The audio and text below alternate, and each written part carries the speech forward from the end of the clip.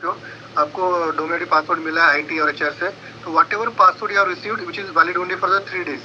अगर आप 3 दिन में आपका लैपटॉप या डेस्कटॉप लॉग इन नहीं करते हो तो पासवर्ड एक्सपायर होता है, इट मीन लॉक होता है। तो आपको पासवर्ड अनलॉक करने के लिए या तो आपको चैट बॉक्स जो व्हाट्सएप मैसेज है उस पर कर सकते हो, या फिर आप पुणे आईटी सपोर्ट को मेल करके आपका डोमेन अनलॉक करके पासवर्ड सेट कर सकते हो।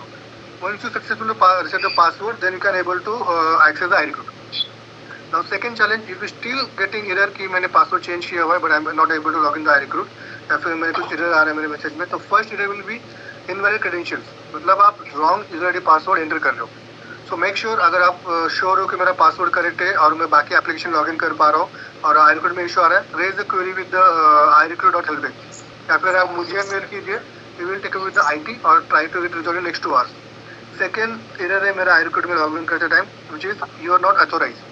इट मीन्स आपका जो एक्सेस है आपको नहीं मिला है, तो आपको कुछ डिटेल्स होती है उस फॉर्मेट में आपको डिटेल्स शेयर करनी है, नीलू के साथ शेयर डायरेक्टली iRecruit.help से मेल कीजिए और आप मुझे लूप में रख सकते हो।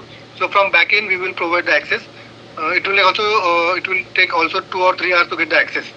Now once you log in to the iRecruit, you will get the profile rights। जो भी अगर आप जैसे प्रोफाइल है आपका, लाइक आप टीएम हो, अगर आपको एक्सेस है टू रिक्रूट द आईसीज तो आपको इस तरह से प्रोफाइल राइट्स मिलते हैं। अगर आप जेडएच हो, आपको सिर्फ एक्सेस है कि approve the application. So as per the role we have given the access. कुछ रिक्रूटर है जो आईसीज ऑनबोर्ड भी कर सकते हैं और अप्रूव भी कर सकते हैं, डॉक्यूमेंट अप्रूव कर सकते हैं, they can not recruit the ICs. तो as per the role we have given the profile mapping.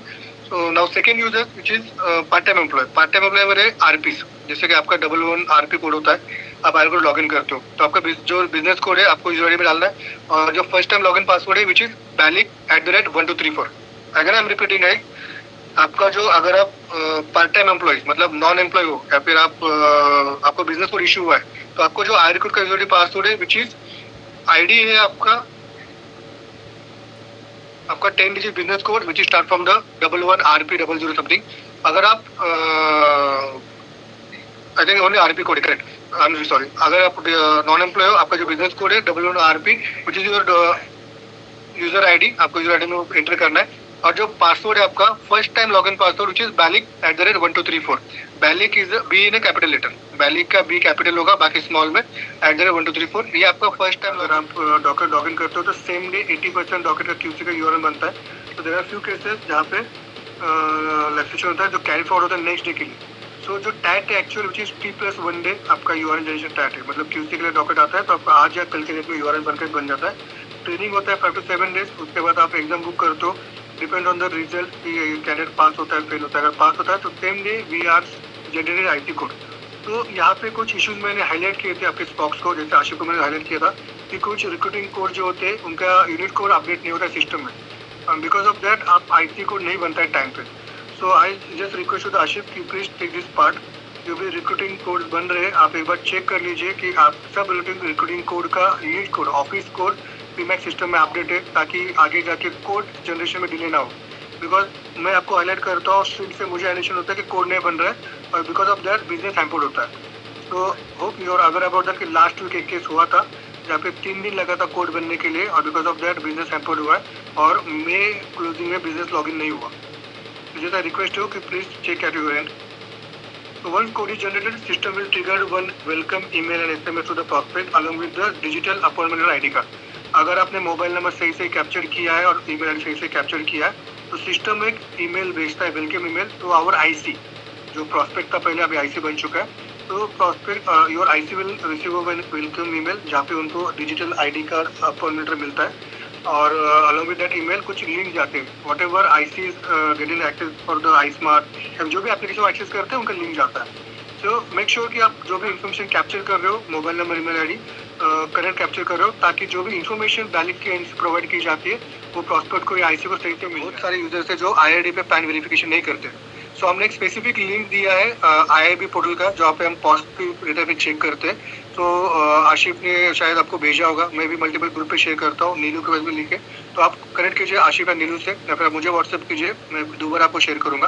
There is separate link जहाँ पे आपको कोई भी प्रॉस्पेक्ट ऑनबोर्ड करने से पहले उस पोर्टल पे आईआईबी पोर्टल पे जाके चेक करना है कि उस कैंडिडेट का कोई पॉजिटिव कोड तो नहीं है।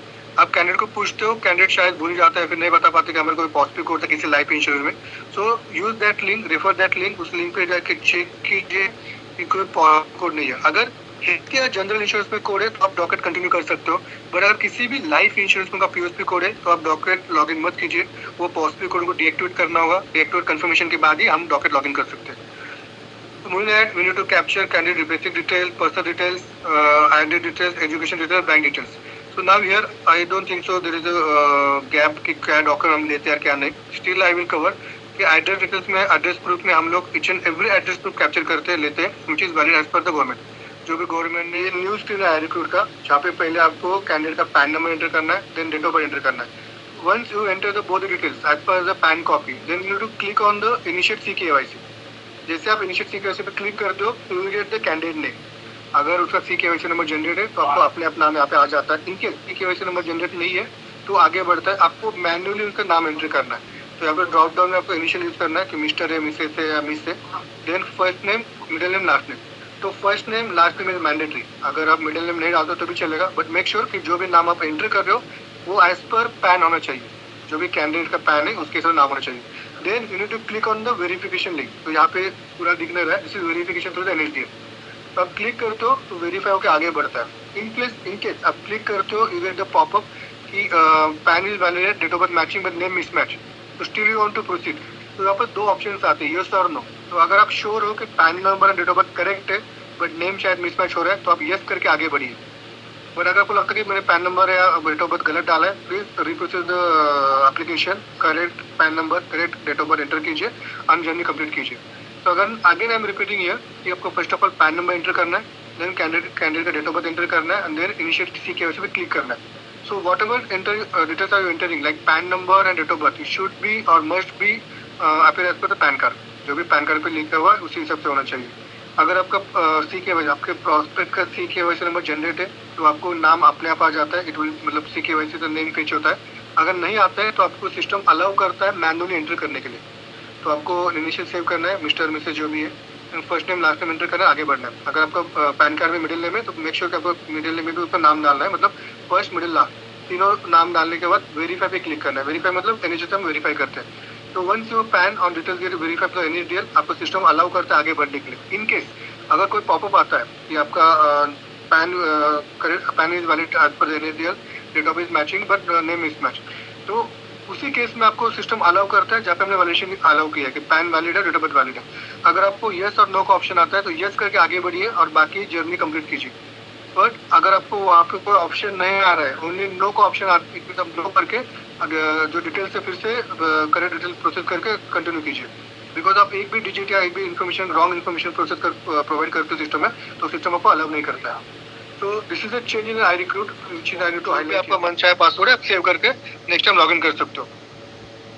Now going ahead, if you see in my screen, there are two options are available: login with OTP and forgot password. So both options है which is valid only for the non-employee, मतलब part time employee के लिए available है. अगर I am repeating, अगर आप employ हो, आपका डोमेन आईडी पासवर्ड है, तो ये जो ऑप्शन है आपके लिए अवेलेबल नहीं है, आपके लिए वर्क नहीं करता है. These both the options will work only for my part time employees, मतलब मेरे आरपीस के लिए जो बिजनेस कोड से लॉगिन कर रहे हैं. अगर आप पासवर्ड भूल गए हो तो आप वन टाइम लॉगिन मतलब ओटीपी से लॉगिन कर सकते हो, या फिर आप फॉरगॉट पासवर्ड क्लिक करके लिंक रिसीव करके पासवर्ड चेंज करके लॉगिन कर सकते हो. So once I log into onboarding app, as per the profile mapping, I will get the access to the application. अगर मैं आरपी हूँ तो फुली मेरे पास आई रिक्रूट या फिर इंस्टा या एलएमएस का एक्सेस होगा, तब राइट्स नहीं मिलते हैं. अगर मैं टीएम हूँ तो I will get all options. So we are here to continue the I recruit option. तो मैं आई रिक्रूट में कंटिन्यू करता हूँ. So we are aware about all the process की आई रिक्रूट में डेटा एंट्री कैसे होती है, क्या होता है क्या नहीं. So I just need to highlight one thing here. Last week कुछ कॉल डिप्लॉय हुआ आई रिक्रूट में जहाँ पे मेरा पैन वेरिफिकेशन होता है. So first of all, we need to verify PAN on a IRD verification. जहाँ पे मैं IRD पे PAN verification करता हूँ. As per the status, we can process the application. So there are few status where we can process the application, and there are few status where we cannot. So there are few status where we cannot process the application, which is blacklisted, suspended, death. अगर ये 3 status है आपके prospect का किसी भी life insurance के साथ, तो हम लोग डॉकेट प्रोसेस नहीं कर सकते. अगर I am repeating, if your prospect PAN is associated with any insurance like health, life या general, under death, blacklisted, suspend, तो आप डॉकेट नहीं लॉगिन कर सकते हो. Do not process the docket. Apart from that अगर कुछ स्टेटस है तो आप डॉक्यूमेंट प्रोसेस कर सकते हो, मेक श्योर कि वो वैलिड स्टेटस है। और second thing, there are two types of application you can process, fresh and transfer. तो फ्रेश में आपके कैंडिडेट का एग्जाम ट्रेनिंग सब कुछ होता है, ट्रांसफर कैंडिडेट में आपका यूआरएन ट्रेनिंग एग्जाम कुछ नहीं होता है, डायरेक्टली कोड बनता है। तो ट्रांसफर का बेनिफिट ये है कि किसी अदर लाइफ इंश्योरेंस से कैंडिडेट रिजाइन किया है, 90 डेज कंप्लीट हो चुका है, एनओसी अवेलेबल है और हमने ट्रांसफर डॉक्यूमेंट लॉगिन किया। तो ट्रांसफर में जो भी यूआरएन ट्रेनिंग एग्जाम होता है वो ऑलरेडी कवर्ड होता है लास्ट प्रीवियस इंश्योरेंस में, इसके लिए रिपीट नहीं करते, डायरेक्टली आईसी को जनरेट करते हैं। और अगर आप ट्रांसफर डॉक्यूमेंट लॉगिन कर रहे हो तो मेक श्योर कि there are 3 parameters should be completed. First, NOC form 1 should be there, 90 days cooling period, मतलब रिजाइन करके एनओसी इशू करके 90 दिन पूरे होने चाहिए। और थर्ड वन इज जो भी इंश्योरेंस लाइफ इंश्योरेंस वहाँ पे आईआरडी पे उसका स्टेटस रिजाइन होना चाहिए, तभी जाके हम ट्रांसफर डॉक्यूमेंट डाल सकते हैं। Suppose that we need to verify the PAN in iRecruit. Now there are some changes in the process. जब फर्स्ट पहले हम लोग iRecruit यूज करते थे लास्ट टू लास्ट वीक, तो जब पैन हम एंटर करते थे it will hit to the NHDM को हिट करके डायरेक्टली नाम आता था, हम करते थे। It means PAN number is verified to the NHDM. Now here आपको पैन नंबर एंटर करना है, देन आपको कैंडिडेट का डेट ऑफ बर्थ एंटर करना है। तो मेरे पास अभी न्यू स्क्रीन अवेलेबल नहीं है, अगर आपने iRecruit लॉगिन किया होगा तो न्यू स्क्रीन जहाँ पे आपको फर्स्ट ऑफ ऑल गवर्नमेंट ने इशू किया as per the government. Now education details में, एजुकेशन प्रूफ में हम लोग एक एजुकेशन प्रूफ से डॉक्यूमेंट लॉगिन कर सकते हैं। अगर I am repeating, we require only one single education proof, must be 10th and above, 10th pass, 11th pass, first year से 12th, first year second third in even. अगर कोई prospect है जिसके पास 10th 12th missing है और higher education available है तो हम लोग डॉक्यूमेंट प्रोसेस कर सकते हैं। We are getting multiple queries कि मेरे प्रोस्पेक्ट के पास 10th 12th मिसिंग है, मिसप्लेस है, अवेलेबल नहीं है, बट ग्रेजुएशन सर्टिफिकेट है, can we process document? Yes. So we required only one single education proof, must be 10th and above, 10th पास होना चाहिए, उसके ऊपर कोई भी एक एजुकेशन प्रूफ हम लॉगिन कर सकते हैं डॉक्यूमेंट। अगर 10th है still okay, we can process the document. 10th नहीं है, 12th है, still we can process the document, पर मेक श्योर कि वो पासिंग सर्टिफिकेट है, फेल नहीं है। डोंट एज्यूम दैट कि फर्स्ट ईयर का फेल है it means 10th 12th pass है we can process, no, any one passing certificate marksheet we can upload in iRecruit and can process the document. So what document we are not accepting in education proof? First है मेरा living certificate and second है मेरा transfer certificate. So this both documents we are not accepting in education proof. अगर आपके पास कोई भी document available नहीं है और आप living certificate transfer certificate upload कर रहे हो तो we will not going to accept those proofs under education tab. Now moving ahead, bank details. Bank details में हम 3 ही प्रूफ एक्सेप्ट करते हैं। First, name printed cheque. अगर आपके प्रोस्पेक्ट का जो बैंक दिया है उस बैंक का नेम जो चेक है that should B name printed.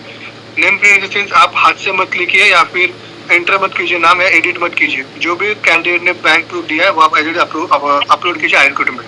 So don't try to edit any document. Name printed check. Second है any bank passbook, like national bank passbook है तो आप डायरेक्टली ले सकते हो। अगर कोई प्राइवेट बैंक का पासबुक है, प्राइवेट बैंक मतलब मेरा HDFC, एक्सिस, ICICI बैंक, अगर मेरा प्राइवेट बैंक का पासबुक है तो that should be attested by bank.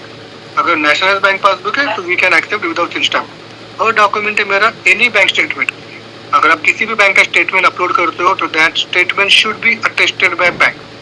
आपको प्रोस्पेक्ट को बोलना है कि उसका प्रिंट आउट लीजिए, बैंक में जाइए, उसके ऊपर जो बैंक का सील स्टैम्प आता है मोहर वो लगा के आइए, तभी जाके एक्सेप्ट होगा। अपार्ट फ्रॉम दिस 3 डॉक्यूमेंट, अगर कोई प्रोस्पेक्ट जो ऑनलाइन स्टेटमेंट दे रहा है और एग्री नहीं कर रहा है बैंक सील के लिए, सो टेक आपके स्टेट का अपलोड या फिर TM का अपलोड। आपको डॉक्यूमेंट प्रोसेस करना है, आपको मेल पे डॉक्यूमेंट अटैच करना है बैंक प्रूफ, और मेल पे डिटेल्स लिख के आपका जो भी स्टेटेड या फिर जो भी TM है उनका क्लियरेंस लेना है कि आप personally verified this details are belongs to so candidate, और वो मेल आप मुझे भेजना है। अगर आपके SH या फिर TM वो मेल अप्रूव करते हैं और मुझे भेजते हैं, so I will pass the QC in exception cases. Suppose that we need to capture nominee details. Nominee हम इसलिए कैप्चर करते हैं कि इनकेस IC की डेथ होती है तो जो भी रिन्यूअल कमीशन है नॉमिनी को हम पे करते हैं। For that we need to capture exam center exam language. So यहाँ पे भी बहुत सारे यूजर्स रिक्रूटर गलत सेंटर लैंग्वेज सिलेक्ट करते हैं। I don't know why, because there are few centers nominee के सेम दिखता है इसलिए, या फिर कैंडिडेट से पूछते नहीं है। तो गाइस आप कैंडिडेट से पूछिए कि सेंटर तो ठीक है, आपको पता है कौन से सेंटर पे लैंग्वेज कौन से सेंटर पे एग्जाम दे रहा है, बट मेक श्योर कि कैंडिडेट कौन से लैंग्वेज में प्रीफर्ड एग्जाम देने के लिए। तो आप कैंडिडेट से पूछिए कि कौन से लैंग्वेज में एग्जाम देना चाहेंगे और select the language as per the candidate. So now here I need to highlight one thing कि English language which is by default. अगर आप हिंदी लैंग्वेज सिलेक्ट करते हो और आपका एग्जाम बुक होता है तो कैंडिडेट के पास 2 ऑप्शंस होते हैं, एक इंग्लिश और हिंदी। तो still we are getting multiple mail कि मैंने हिंदी, मराठी, उर्दू लैंग्वेज सिलेक्ट किया था, आप उसको इंग्लिश लैंग्वेज चेंज कीजिए। There is no need to send any request to change the language from X to English. अगर आपने एक्स लैंग्वेज सिलेक्ट किया हुआ है और आपको इंग्लिश चाहिए तो English is a by default language. Candidate जब एग्जाम सेंटर पे जाता है तो उसको दो लैंग्वेज मिलते हैं, whatever you selected, and second is English. तो candidate can attend exam in any language whatever selected और in English. Suppose that Q score matrix. So this part is always covered and we are working on that कि आपके पास docket आता है, Q score क्या होता है और इस तरह से कैसे अप्रूव होता है डॉकेट। तो once docket is approve again recruited to make the payment. तो पेमेंट के आपको पता है कि पेमेंट क्या करना है, कैसे करना है। First payment is always be 585 rupees which includes 502 my exam fee, remaining 83 my training fee. और ट्रेनिंग एक ही बार होती है which is valid for lifetime. आपका URN और ट्रेनिंग लाइफ टाइम के वैलिड है जब तक आपका कैंडिडेट पास नहीं होता है। अगर कैंडिडेट फेल एब्सेंट होता है तो आपको 502 रिमेनिंग जो रीअपेयर एग्जाम फी आपको पे करना है और दोबारा एग्जाम बुक करना है। देन सेकेंड स्टेप है मेरा KYC डॉक्यूमेंट अपलोड। तो यहाँ पे एक चैलेंजिंग है कि आप जब डॉक्यूमेंट अपलोड करते हो तो आप सही से डॉक्यूमेंट अपलोड नहीं करते। You are uploading document through the gallery. There are 3 options you can upload document. First is live camera, second is gallery and third is DigiLocker.